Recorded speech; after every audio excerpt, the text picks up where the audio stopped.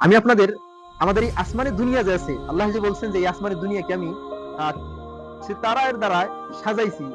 এই আসমানের দুনিয়ার ভিতরে, এর ভিতরে যে আছে, এর ভিতরে কি আছে এটা বলতেছি। এই মহাকাশে আজকাল আপডেট বিজ্ঞানী আকাশের দিকে রিসার্চ করার জন্য ছুটলেন। যেতে যেতে যেতে যেতে দেখে যে আমাদের এই এই পৃথিবীটা একটা বৃহৎ একটা গ্যালাক্সিতে পরিণত। আগের এই সূর্য দিয়ে একটা গ্যালাক্সির মধ্যে আছে, আর এর মধ্যে হাজারো গ্রহ, এই পৃথিবীর মধ্যে গ্রহ আছে। এবং আরো যখন উপরে গেলেন, যে দেখে যে এই গ্রহর মতো, এই এই গ্যালাক্সির মতো হাজারো এমন গ্যালাক্সি আছে, এত গ্যালাক্সি আছে যে মানুষ বৈজ্ঞানিক এটা হিসাবই করতে পারে না, এত গ্যালাক্সি আছে। এবং আমাদের এই অন্যান্য গ্যালাক্সির মোকাবিলায় আমাদের এই গ্যালাক্সি যে আছে, এর বড়, এর কত বড় অন্য গ্যালাক্সি এটার মোকাবিলায়। এটা মনে করেন যে ওইটার অন্যান্য গ্যালাক্সির মোকাবিলায় এই গ্যালাক্সি একটা ক্ষুদ্র।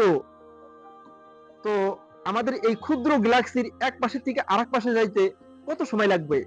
যদি আমরা লাইটের গতিতে, যদি লাইটের কতটুকু গতি, কতটুকু স্পিড, একটা লাইট পার সেকেন্ড কত স্পিড?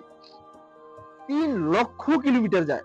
3 লক্ষ কিলোমিটার পার সেকেন্ড। এক সেকেন্ডে একটা লাইটের দ্রুত হলো 3 লক্ষ কিলোমিটার। আর লাইটের গতিতে যদি কোনো বাহন বানানো হয়, আমাদের এই গ্যালাক্সির এক মাথা থেকে আরেক মাথায় যদি যেতে চান আপনি, 1 লক্ষ বছর লাগবে। তাহলে আমাদের এই ক্ষুদ্র গ্যালাক্সিটা এত বড়। ক্ষুদ্র কিসের জন্য বললাম? অন্যান্য গ্যালাক্সির মোকাবেলায় আমাদের এই গ্যালাক্সি হলো ক্ষুদ্র। তাহলে ওই গ্যালাক্সি গুলো কত বড় হইতে পারে? এই জন্যই আল্লাহ তাবারক তাআলা এই এটা তো প্রথম আসমানের এর ভিতরে এই এই এই সমস্ত বস্তু, যেটা মানুষের দিমাগে এবং এত আপডেট সায়েন্সে কাম দিতেছে না।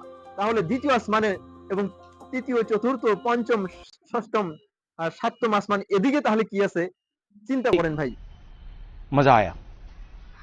और मैं ये जो मजा है हिंदुस्तान के हर व्यक्ति को देना चाहता हूं।